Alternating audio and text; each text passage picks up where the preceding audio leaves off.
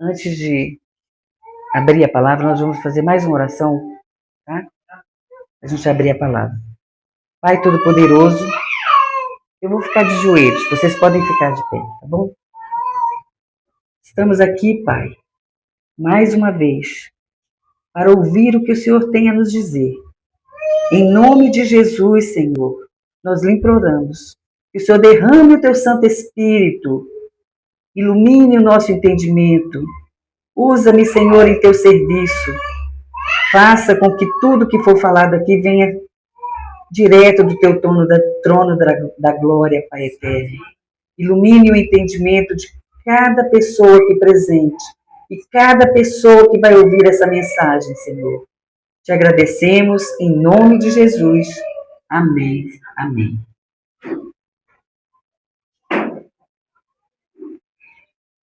O tema hoje é Viver é Cristo. Morrer é lucro. O texto, ele está em Filipenses, capítulo 1, verso 21.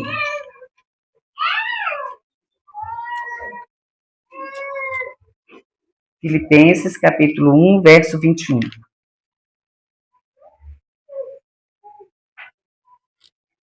Diz assim: Porquanto, para mim, o viver é Cristo, e o morrer é lucro.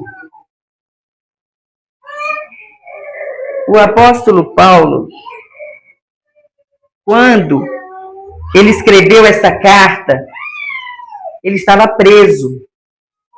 Humanamente falando, ele tinha motivos para tristeza, medo e incerteza. No entanto, suas palavras revelam algo extraordinário. Uma vida totalmente rendida a Cristo. Ele não diz, viver é conforto, viver é sucesso, viver é família. Ele declara, viver é Cristo. Essa afirmação nos leva a uma pergunta essencial. O que tem sido a razão da nossa vida? O que tem sido a razão da nossa vida? Viver é Cristo, uma vida com propósito. Paulo entendia que viver não era apenas existir, era refletir Cristo em tudo. Eu escolhi esse tema porque eu me lembro quando, logo que eu me converti, eu vim passear aqui em Itabira, morava ainda no Rio de Janeiro, e a minha mãe tinha um pano de prato com esse versículo. Viver é Cristo, morrer é lucro. E ela me perguntou o que significava aquilo. Eu estava recém-convertida. Eu não soube explicar exatamente como é que... Aí eu falei assim, tem que me aprofundar nesse assunto, porque é muito importante a gente saber se uma pessoa perguntar, mas por que morrer é lucro? Né? Então, a base bíblica, agora, como Paulo entendia que viver não era apenas existir, era refletir Cristo em tudo, nós vamos ver Gálatas, capítulo 2. Gálatas, capítulo 2.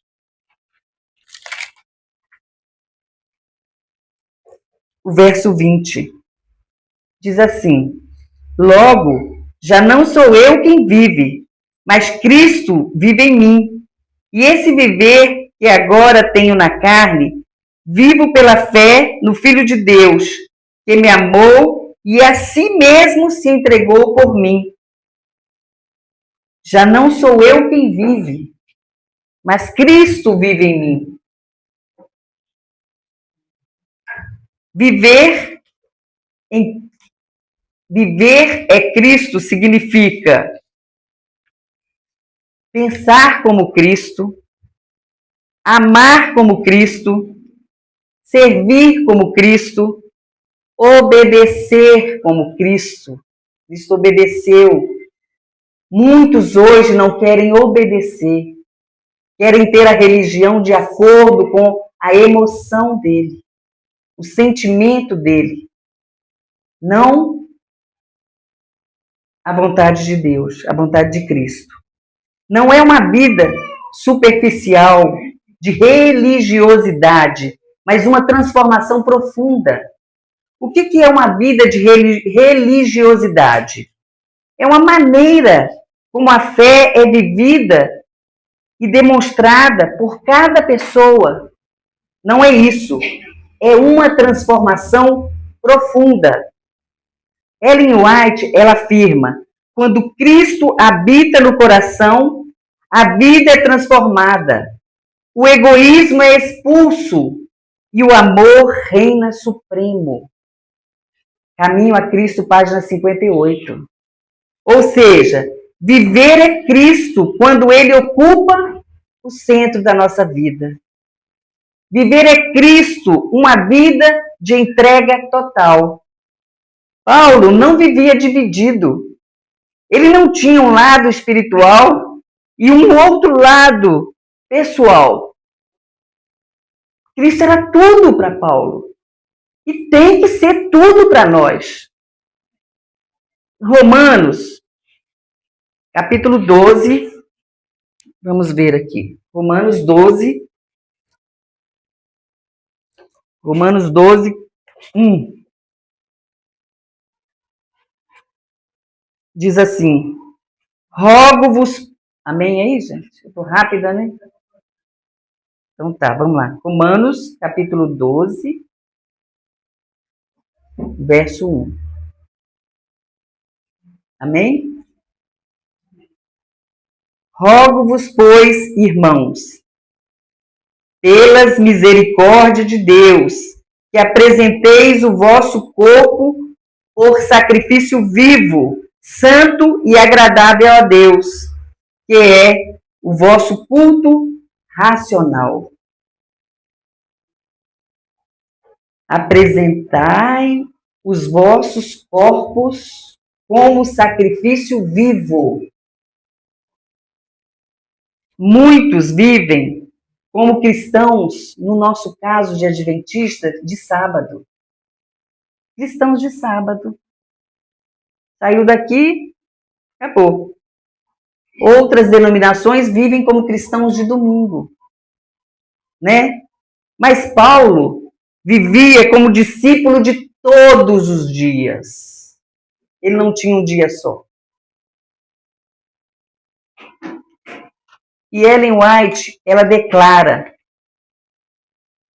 a entrega completa de si mesmo é a condição para receber a graça de Deus. Parábolas de Jesus, página 51. Vamos repetir. A entrega completa de si mesmo é a condição para receber a graça de Deus. Deus não pede parte da sua vida, da minha vida. Ele pede tudo. Morrer é lucro. A esperança do cristão. Essa é uma das declarações mais impactantes da Bíblia. Como alguém pode dizer que morrer é lucro? Difícil, né? Como? A morte, para Paulo, como ele entendia, não era o fim. A morte é descanso. A morte precede o encontro com Cristo. Então, não é o fim para quem vive Cristo.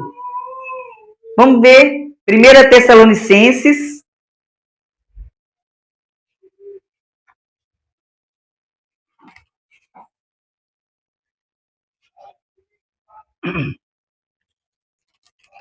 capítulo 4, versos 16 e 17. Olha só. Amém? Amém.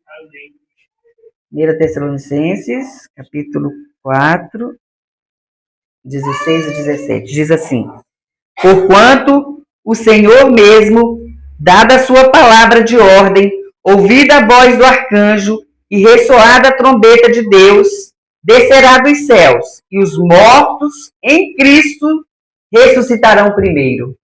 Depois nós, os vivos, os que ficarmos, seremos arrebatados juntamente com eles entre nuvens para o encontro do Senhor nos ares. E assim estaremos para sempre com o Senhor. Consolai-vos, pois, uns aos outros com estas palavras. E vamos ver também João, capítulo 11, verso 25. João, capítulo 11, verso 25. Amém? Amém. Disse-lhe Jesus: Eu sou a ressurreição e a vida. Quem crê em mim, ainda que morra, viverá. E Ellen White, ela explica, no Grande Conflito, na página 550. Para o crente, a morte é apenas um pequeno momento de repouso até o despertar da ressurreição. Para quem vive em Cristo, a morte não é perda, a morte é promessa. A chave de uma vida que perde o medo da morte. Qual é a chave? Quem vive para Cristo não teme a morte. Por quê? Porque já entregou a sua vida completamente. O medo da morte, muitas vezes, ele revela apego ao mundo. A pessoa não quer perder esse mundo, não quer sair daqui, não quer deixar os bens que conquistou. Falta de certeza da salvação. Não tem certeza da salvação. Vai dar um pânico. Distância de Deus. Está muito longe de Deus. O medo da morte são muitas vezes por essas razões. Mas quando Cristo é o centro, a vida tem propósito. A morte tem esperança. E Ellen White, ela afirma, no Caminho a Cristo, página 70, aqueles que aceitam a Cristo como Salvador pessoal têm paz que o mundo não pode dar e nem tirar. Amém. Um chamado à decisão. Hoje, Deus nos faz uma pergunta direta. Você pode dizer como Paulo? Eu posso dizer como Paulo? Viver é Cristo? Deus pergunta isso para nós. Se não podemos dizer isso com sinceridade, algo precisa mudar. Cristo não quer apenas melhorar sua vida. Não. Ele quer ser a sua vida. Em Apocalipse, vamos lá em Apocalipse. Eu amo Apocalipse. Toda pregação minha tem que ter pelo menos um versinho de Apocalipse. Apocalipse, capítulo 3, verso 20, diz assim: Eis que estou à porta e bato. Amém, gente? Estou ouvindo folhinhas ainda aí. Eis que estou à porta e bato. Se alguém ouvir a minha voz e abrir a porta, entrarei em sua casa e cearei com ele, e ele comigo. Cristo está lá fora. Cristo não vai entrar na sua vida se você não abrir a porta do seu coração. Ele não é igual o inimigo. O inimigo entra chutando a porta. Ele não quer saber se você quer, mas ele tenta de tudo para te dominar.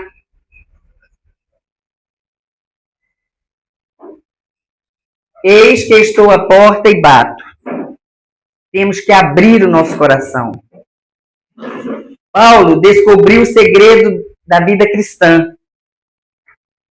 Sabe qual é o segredo? Viver com Cristo, viver para Cristo e viver em Cristo. E por isso ele também podia dizer: morrer é lucro.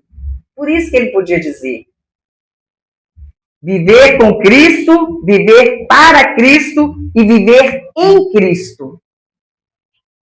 Morrer é lucro. Você vai dormir e o que vai acontecer quando você abrir seu olhinho? Vai ver Jesus, né? Então, por isso que morrer é lucro. Tem um salmo também que eu gosto, que é o Salmo 116, 15. Mas eu vou falar ele aqui, se vocês não quiserem procurar, não tem problema. Preciosa é aos olhos do Senhor a morte dos seus santos. Hoje é dia de decisão. Talvez você está vivendo sem propósito, está dividido espiritualmente entre o mundo e a vida eterna. Ou tem medo do futuro. Cristo te chama para uma vida plena. Ellen White, ela concluiu: nada temos a temer quanto ao futuro, a menos que nos esqueçamos do caminho pelo qual o Senhor nos tem conduzido. Esse é um versículo conhecidíssimo pela nossa igreja. Nós não podemos temer o futuro porque a gente sabe como Deus conduziu a nossa igreja, como Ele conduz a nossa vida, né? A frase ela é usada por Ellen White para encorajar a confiança na direção de Deus ao revisar a história passada da igreja e de sua própria vida, destacando que a fé no que Deus já fez garante segurança para o futuro.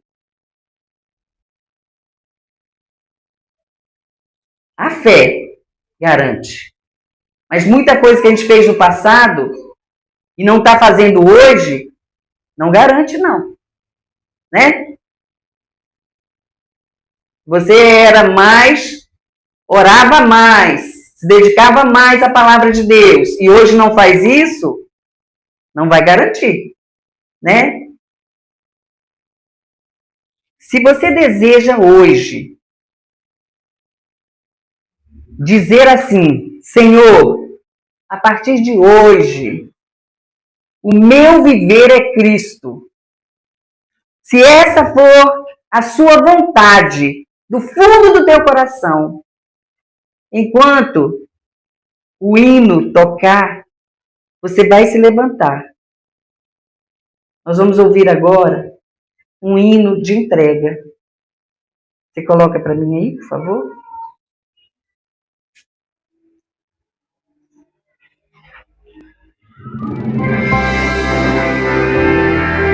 Você só vai se levantar se sentir em teu coração a vontade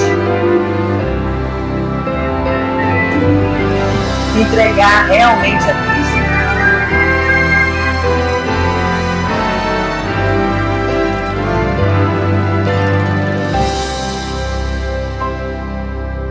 Tudo a Cristo a ti entrego, tudo sim por ti darei, resoluto, mas submisso, sempre a ti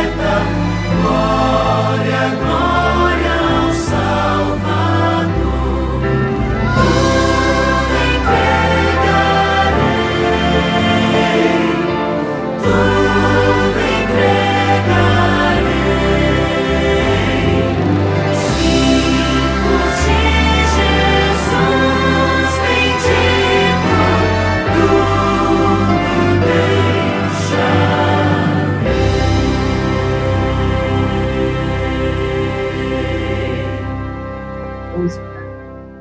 Senhor Jesus, entregamos nossa vida completamente a Ti. Queremos que o Senhor seja o centro do nosso viver.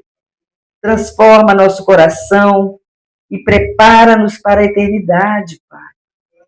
Em nome de Jesus, Senhor, nós lhe pedimos que Teu Santo Espírito seja derramado sobre nós e que nós possamos andar como exalando o perfume de Cristo aonde passarmos, Senhor.